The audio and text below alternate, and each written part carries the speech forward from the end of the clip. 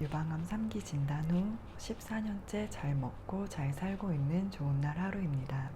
오늘은 타모xifen 10년 복용에 대해 이야기해 볼게요.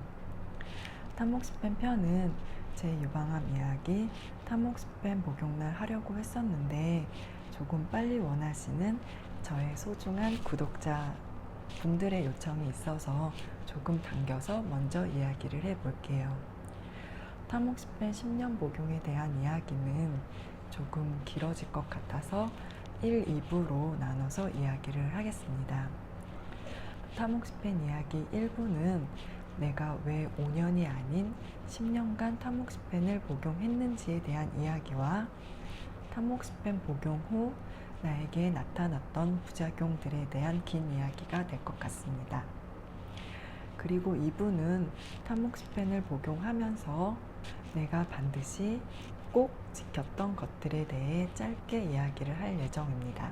그럼 첫 번째 타모xifen 편 시작할게요.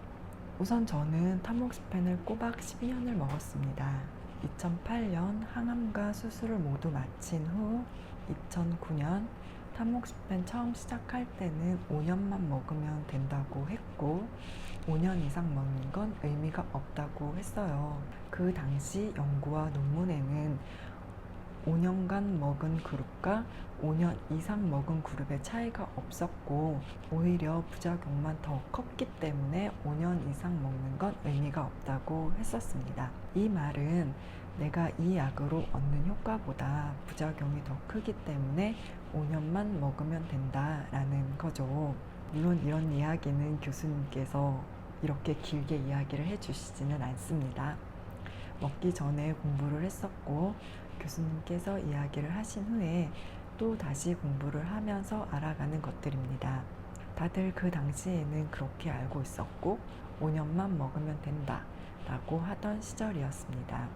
교수님께서는 주의사항만 이야기하십니다. 타모xifen을 복용하는 중에는 임신을 절대 하면 안 된다고 하셨고 임신을 할 계획이면 약을 중단하고 중단한 날로부터 1년 후에 임신을 하면 된다고 했습니다. 그때 생각을 합니다. 그럼 5년을 복용하면 나는 30대 초반이 되고 5년 후인 그때 1, 2년이 지나고 임신을 하면 30대 중반이 되니까 그때 임신을 하면 딱 되겠네 라는 생각을 하면서 복용을 시작했습니다. 그렇게 5년을 복용했고 이제 임신을 준비해서 예쁜 아기도 낳고 해야지 라는 미래 계획도 나름 세우면서 종양내과 진료를 보러 갔습니다. 5년쯤 지나면 이제 평범한 삶을 살고 있어서 유방암에 대한 지식이 처음과 같지는 않습니다. 아무 생각 없이 이제 무사히 타모xifen 5년 복용을 잘 마쳤구나. 이제 나도 임신을 해도 되냐고 물어봐야지 라는 생각을 하면서 진료실에 들어갔는데 아무렇지도 않게 갑자기 5년이 된 그 시점에 5년 더 먹자라고 하셨어요. 너무 놀라서 네? 처음에 5년만 먹으면 된다고 하셨잖아요. 5년 이상 먹는 건 의미가 없다고 하셨는데 라고 물었더니 교수님께서 하시는 말씀이 아주 쿨하고 간단하게 10년 복용한 그룹에서 생존율이 더 높아졌어. 그러니까 10년 먹자. 임신할 거면 약 중단하고 1년 후에 하면 돼 라고 말씀하셨습니다. 그러니까 내가 먹는 그 5년 동안 10년 복용 연구가 있었고 10년 복용한 그룹에서 부작용을 감수하더라도 훨씬 더 생존율이 높아졌다는 연구 결과가 나왔다는 거죠. 저의 임신 계획은 이날 날아갑니다. 약을 중단하고 임신을 하시는 분들도 계시는데 저는 자신이 없었습니다. 내 자신을 위한 것도 있었고 태어날 아이를 위한 생각도 있었습니다. 과연 뭐가 맞는 것인지 판단을 할 수가 없었고 결정을 내리는 결단력도 저에겐 없었습니다. 약이 나를 지켜주고 있다는 마음이 컸고 또 10년 먹으면 생존율이 더 높아진다는데 그 약을 끊고 임신을 준비하는 게 무서웠습니다. 지금 재발 전이를 하는 것도 무섭고 아기를 낳고 재발 전이를 하는 건 더 무섭고 무책임한 것 같았습니다. 그래서 아무 결정도 못한 채 먹기 시작한 게 그냥 이렇게 10년이란 세월이 흘러 저는 타모xifen 10년을 꼬박 먹게 되었습니다. 타모xifen 복용 힘드시죠? 힘드신 분들도 계시고 아닌 분들도 계실 거예요. 폐경 전의 환우분들이 조금 더 힘드실 거예요. 저도 정말 많이 힘들었어요. 저는 특히 졸라덱스를 맞으면서 복용을 해서 정말 갱년기 증상이 심하게 왔어요.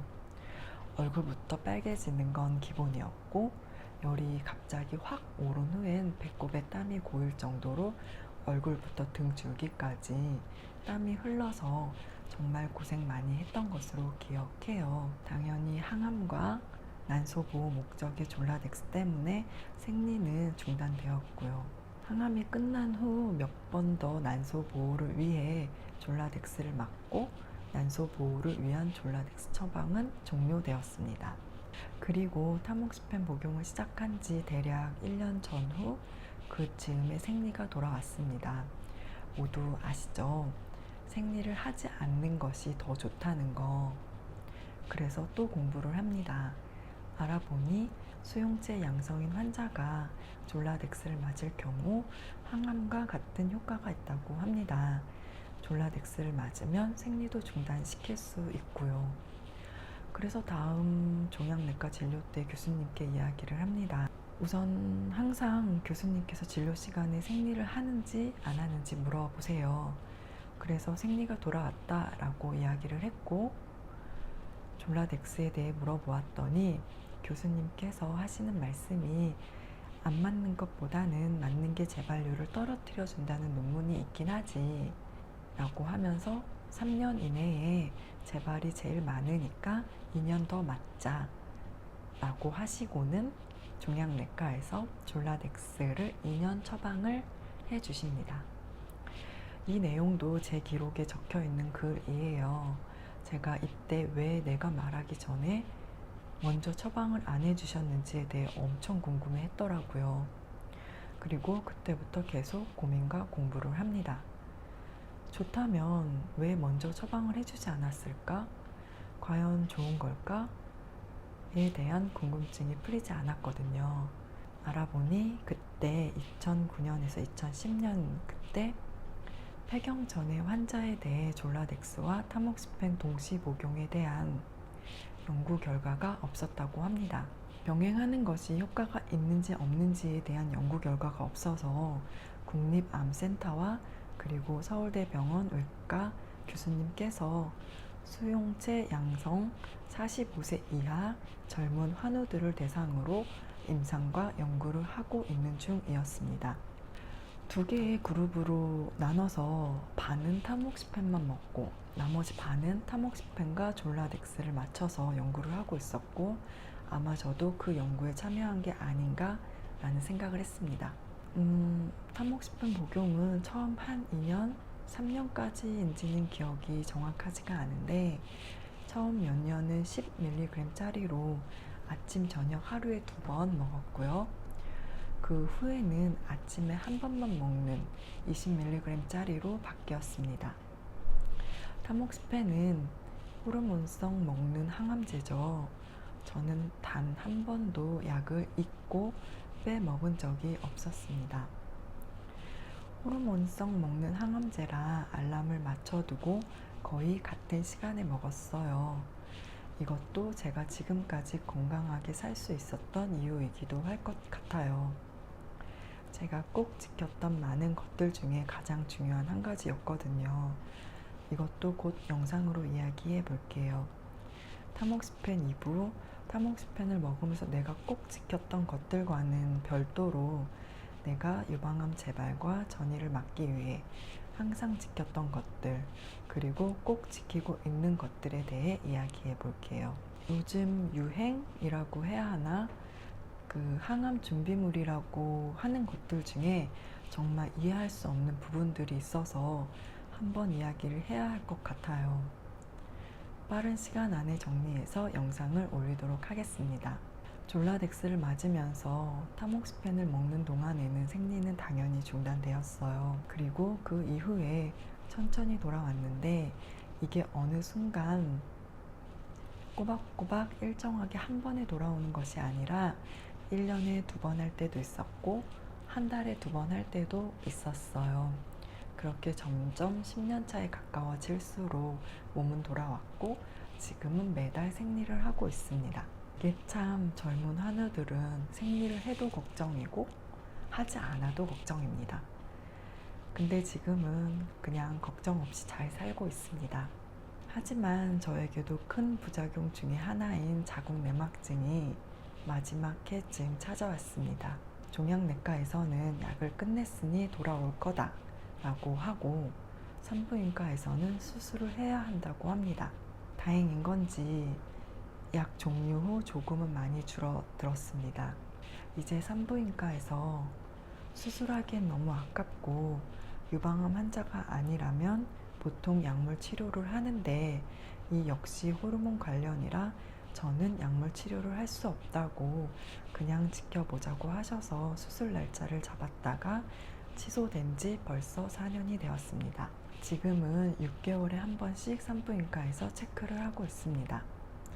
현재 타모시펜 드시는 분들은 꼭 산부인과 진료를 받으셔야 합니다. 아시죠? 타모시펜 부작용으로 힘들까봐 먹지 않는 것보다는 소소한 부작용을 감수하더라도 먹는 게 우리에게 훨씬 이득이 많을 거라고 생각해요. 이전 유방암 이야기 임상시험의 시작편에서 이야기했듯이 10년도 훨씬 전부터 저와 같은 젊은 환우들을 대상으로 많은 연구를 했어요. 아마 지금은 저보다 훨씬 좋은 방법으로 가장 좋은 치료를 받고 계시는 것일 테니까 그냥 병원 믿고 잘 치료받으시면 될 것 같아요.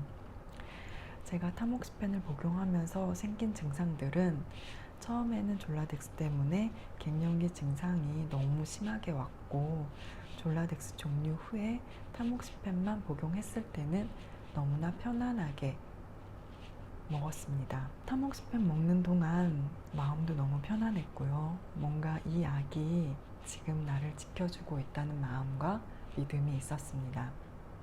그럼 지금부터 제가 타모시펜 복용 후 나타난 증상들에 대해 정리해서 다시 이야기해 볼게요.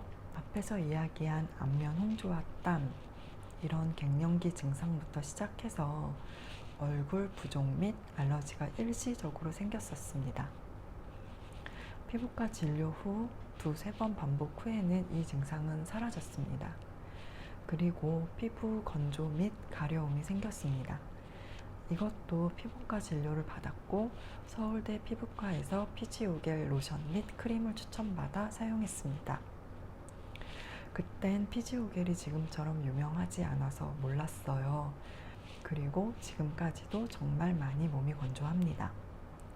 여름에도 샤워 후에 오일과 바디로션을 듬뿍 발라도 건조함을 느낍니다. 그리고 5년 정도 복용 후부터 겨울에서 봄으로 넘어갈 때는 항상 다리 부분 뒷 허벅지나 무릎 쪽에 심한 가려움으로 인해 힘들었습니다. 이건 왜 그랬는지 정확하게 모르겠어요. 딱 한 달 정도만 가려운 것이 갑자기 몇 회 반복하더니 한 2년 전쯤부터는 이 증상도 사라졌습니다.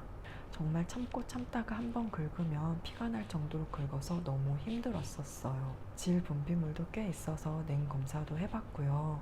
검사 결과는 아무 이상이 없어서 그냥 타모시펜 부작용일 것이다 라고 하셨고 약 종료 후 이 증상은 사라졌습니다. 생리불순은 당연한 거였고요. 천천히 몇 년에 걸쳐서 돌아왔습니다. 그리고 쉽게 피로감을 느끼기도 했습니다. 이런 건 다 참고 견딜만 한데 결정타는 앞에서 언급한 자궁내막증이죠. 지금까지도 절 괴롭히고 고민에 빠지게 하는 병입니다.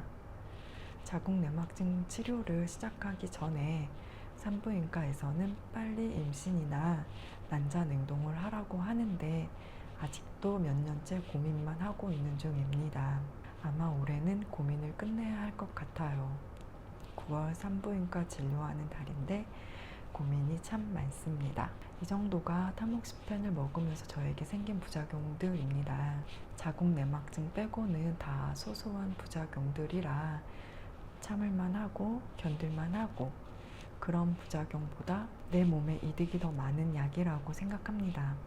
그리고 큰 부작용 없이 10년을 무사히 복용할 수 있었던 것도 감사한 일이고요. 그러니까 모두들 마음 편하게 드시면 될 것 같아요. 타모xifen 복용에 대한 1부는 여기까지입니다.